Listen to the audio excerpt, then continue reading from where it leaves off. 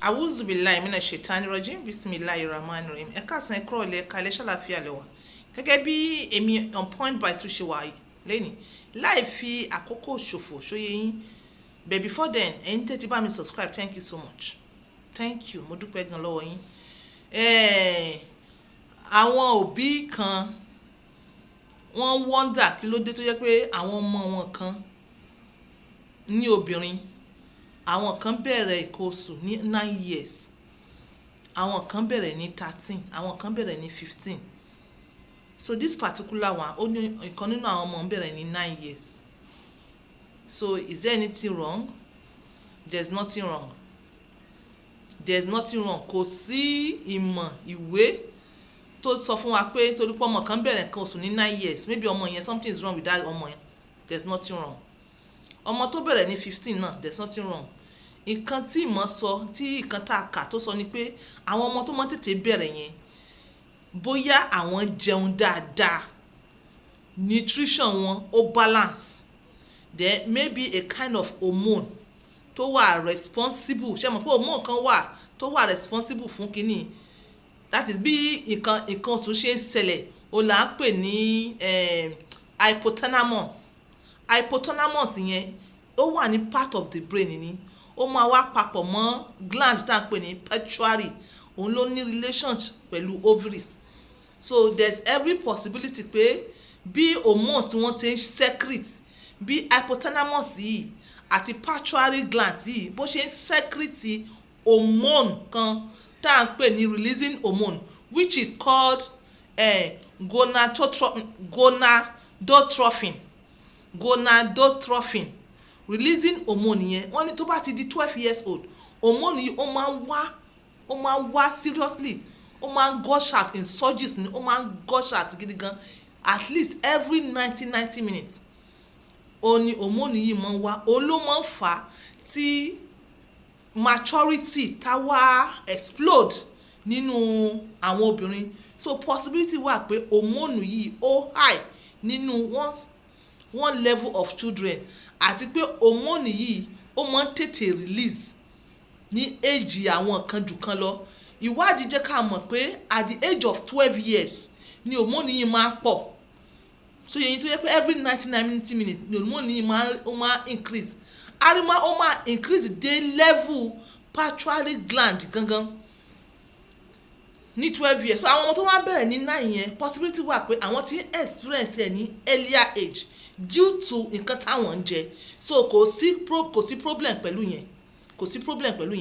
but nǹkan tó yẹ kó jẹ́ problem ni pé tó bá di age kan tó bá di time kan ọmọ tó ti ń ṣe nǹkan oṣù ẹ lè mọ̀ wá mọ́ ó lè delay ó lè tẹ̀lé mọ̀ wá mọ́ táwọn olóyìnbó náà tún ń pè ní Amenorrhea ṣóyè yín but tí nǹkan bá wá ṣẹlẹ̀ tó bá wá di pé wọ́n ti dúró period of 9 months ẹni tí nǹkan yẹn ṣẹlẹ̀ sí ó yẹ kó lọ sí hospital láti determine pé kò sí kankan tó ń ṣe láti determine pé there is no any sickness or diseases tó bá wá rí pé kò sí diseases ṣóyè yín tó bá wá determine tó bá wá desire pé wọ́n fẹ́ bímọ wọ́n wá medications oògùn herbal tó máa jẹ́ kí nìyẹn padà bẹ́ẹ̀ tí ó jẹ́ pé obìnrin yẹn ti bímọ tẹ́lẹ̀ tó desire ọmọ mọ́ á kàn jẹ́ pé Amenorrhea yìí kàn wá kó filẹ̀ bẹ́ẹ̀ kò sí problem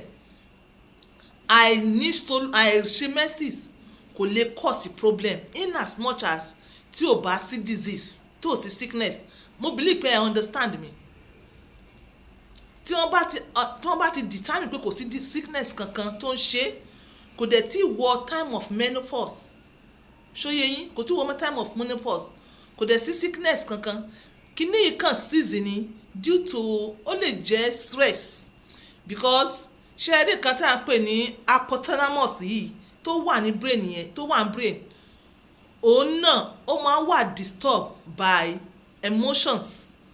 by sadness by what we are going through yes òun náà máa wà disturbed òun ló fi fà á táwọn mi ò kí fi experience nǹkan oṣù tó bá wá rí bẹ́ẹ̀ tí ò ṣe pé bóyá sickness kan wà fílẹ̀ ṣé ẹ mọ̀ pé nílẹ̀ ilẹ̀ ń bí báyìí láì sọ pé 100% tí ò sí backup, àwọn kan sọ wípé lẹ́yìn ìgbà táwọn gba immunization kan tán tó yẹ yín kíní wọn yẹn ò wá mọ́, nǹkan oṣù wọn ò wá mọ́ tó yẹ yín, wọn ò dẹ̀ lè mú gọ́ọ̀mẹ̀ntì because wọn ò mọ ibi tí wọ́n tẹ̀ kọjú ẹ̀ sí tó yẹ yín. So possibility wà pé bẹ́ẹ̀ immunization tí wọ́n gbà yẹn ó ti disturb gbogbo system wọn, kò jẹ́ kó wá mọ́, wọ́n lọ sí hospital kò sí kankan tó ń ṣe wọ́n. Irú àwọn yẹn kí wọ́n filẹ̀ kí wọ́n mọ bá rè fẹ́ wọn lọ, kò lè disturb wọn in whatsoever tó yẹ yín. Although àwọn kan wà pé àwọn kan nígbàgbọ́ pé nǹkan oṣù yẹn bóyá one way or to the other wọ́n ń fọ kankan kúrò lára wọn, which èmi náà mo nígbàgbọ́ especially nítorí sugar. Yes, tí sugar bá pọ̀ lára ó lè help obìnrin ní nǹkan oṣù láti wash ẹ̀ dànù tó yẹ yín. Bẹ́ẹ̀ tó bá ṣe mọ́ ìyẹn ò ní pé kó lọ kú síbẹ̀. Ibi tẹ́ ẹ máa ti wà bothered ó ní ọmọ èèyàn tó jẹ́ pé ó ń ṣe nǹkan oṣù tí nǹkan oṣù yẹn wá heavy. Ó rò pé nǹkan tí ó jẹ́ pé ó máa ṣe é sí tó máa stop ni, kíní yẹn wá continue, kò kí ń ṣe pé ó wá heavy lásán o, ó wá pẹ̀lú clots, ó dẹ̀ heavy. Mẹ́sì tó yẹ kó ṣe ní 4 days 5 days ó lọ ṣe fún 7 days pẹ̀lú heaviness pẹ̀lú clotting, ó ń gan ìgbà míì gan kò mọ̀gbà tó máa stop. Irú èèyàn báyìí ó yẹ kó lọ check ẹ̀ lọ́spítà. 1 kó check pé fibroid. 2 kó wọ́n check ẹ̀ pé a kind of cancer tó yẹ yín. Tí mẹ́sìsì bá wá jù tó dẹ̀ ń wá ní clot, ìyẹn terrible ju pé kí mẹ́sìsì mọ́ wá. Mo understand kan tí mò ń sọ. Tí wọ́n bá wá determine ẹ̀ báyẹn wọ́n á need láti check ṣé kò kí n ṣe cancer, ṣé kò kí n ṣe a kind of fibroid. Tó bá jẹ́ pé fibroid ni wọ́n máa ṣe nǹkan tá à ń pè ní diagnostic curettage, tá à ń pè ní simple 10 ní D and C. Wọ́n simple operation, minor operation, wọ́n lọ sí hospital or a kind of theatre, wọ́n á ṣàlọ evacuate ìkan tó fà á tí kinní yẹn fi ń wá tó ń disturb womb, tó ń disturb womb bẹ́ẹ̀ yẹn, lining of the womb bẹ́ẹ̀ tó fi rí tí pé ẹ̀jẹ̀ yẹn wá bẹ́ẹ̀ yẹn, wọ́n evacuate kinní yẹn ṣó yé yín. So but nínú àwọn olóyìnbó tó di pé kinní yẹn wá tó dẹ̀ rí kọ̀ọ̀sẹ̀ ṣó yé yín, tó dẹ̀ wá di pé wọ́n á discover pé cancer ni, kò sí nǹkan tí wọ́n ṣe ju pé wọ́n á yọ womb ni, wọ́n á yọ womb yẹn tí wọ́n ń pè ní total removal of the womb. Nǹkan tí wọ́n á ṣe nìyẹn. Tí wọ́n bá wá tẹ̀síwájú again tó bá rí pé kò kí ń ṣe pé bóyá cancer ni, kò dẹ̀ kí ń ṣe pé fibroid ni, a jẹ́ wípé hormone tí mo sọ síwájú pé ó wà responsible fún early àwọn tó ń tètè bẹ̀rẹ̀ menstruation yẹn, hormone yẹn ni wọ́n á lo medication fún láti snive ṣó yẹ yín. Hormone yẹn ni wọ́n wá mọ̀ ṣe snive tó yẹ pé ó máa reduce hormone yẹn. Tó bá dẹ̀ reduce hormone yẹn, possibility wà pé at a time èyàn náà lè máa rí menses, at a time èyàn náà ó máa dàbí ẹni pé wọ́n máa experience something tí wọ́n pè ní menopausal symptom ṣó yẹ yín. At least pé kó fi reduce the heaviness of that flow, in as much as ó desire pé òun máa bímọ. Ìyẹn tún yàtọ̀ sí pé kí wọ́n lọ ṣe total removal of the womb. Mo believe pé understand. So this particular discussion mi yìí ó dá lórí pé ìwọ tí nǹkan oṣù ẹ bá wá lemọ́ jù tó dẹ̀ jọmọ kékeré mọ́ jòkó bẹ́ẹ̀ tẹ̀síwájú kó tó di nǹkan tó di gọbọi sí ẹ lára. Then ẹlẹ́ẹ̀kejì ni pé àwọn ọmọ tó yẹ tè bẹ̀rẹ̀ ìyẹn ò sọ wípé bóyá there's something wrong with them, dem máa sáká. Then ẹlẹ́ẹ̀kẹta ni pé ìwọ obìnrin tó bá discover pé o rí nǹkan oṣù ẹ mọ́ tó kò kí ń ṣe pé bóyá o ti wọ menopause, ẹ ní láti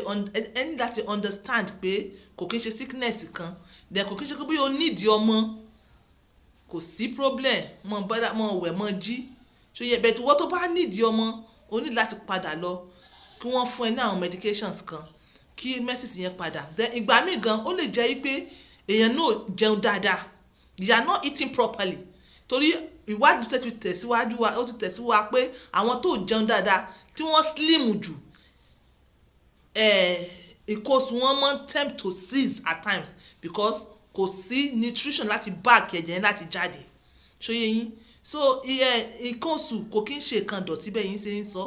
so mo tún wá fẹ́ dà sọ fún yín pé ìwọ tó bá experience inú rúnrún nígbà tó bá fẹ́ ṣe nǹkan oṣù wá painkiller tí ó máa jẹ́ kó reduce lóye yín because oríṣiríṣi ara la ní and ó dẹ̀ ní age tí yẹn tó bá ti di pé obìnrin bá ti ń bímọ pains yẹn ó máa ń reduce ṣóyé yín so ó dẹ̀ nídìí that is the severity àti sensitivity of one particular thing tá à ń pè ní prostaglandins òun ló cause tó jẹ́ pé ó máa ń fà á tí uterine tó máa ń contrast ó kàn dàbí ẹni pé kẹ́ ẹ fún okùn mọ́ bí apá bíbá yìí ṣe mọ̀ pé ẹ máa feel ẹ̀ so it's nothing bad pé pains yẹn wá nítorí pé nǹkan dọ̀tí rárá tí ò bá ṣe ẹ̀ ní bímọ náà it's not nǹkan dọ̀tí nǹkan tó jẹ́ pé ẹ máa welcome ni as a woman then tẹ bá dẹ̀ ń ṣe ẹ ní láti pack ara yín ẹ ní láti wà clean ẹ ní láti máa fọ̀ tó yẹ yín wàá wẹ̀ láàárọ̀ wàá wẹ̀ lálẹ́ wàá dẹ̀ change ẹ̀ constantly pẹ̀lú pad kò kí ń ṣe nǹkan dọ̀tí as a woman tó bá ti dé èjì you need to get ready tí yẹn bá dẹ̀ ti ń lóyún tó ti ń bímọ àwọn pains yìí ó máa ń reduce seriously so ẹ ní láti wá nǹkan oògùn tó máa jẹ́ kí pains yẹn kó lọ ẹ mọ́ just sit down there say because of menses nǹkan dọ̀tí ni wàá mọ́ yíra mọ́lẹ̀ ẹ ní lè sọ fún yàn ẹ sọ fáwọn èèyàn ẹ jẹ́ kí wọ́n fún yín ní oògùn irregular bleeding tó yẹ yín tí yẹn bá experience irregular bleeding náà as a woman that is irregular menstruation ó lè jẹ́ pé túmọ̀ kan ní pituitary gland ó lè jẹ́ a kind of disturbance ní thyroid gland so ẹ ní láti lọ sí hospital láti tẹ̀síwájú láti mọ nǹkan tó ń ṣẹlẹ̀ sí yín so this is and tó bá dẹ̀ find out pé irregular menstruation so yẹ tó ẹ̀dẹ̀ ti underline pé kò sí problem accept the way it comes mo ti sọ síwájú èyí heaviness yẹn ò ní kò dáa tó bá ti jẹ́ kó jẹ́ lemọ́ this is on point by 2 using my words for others bye for now.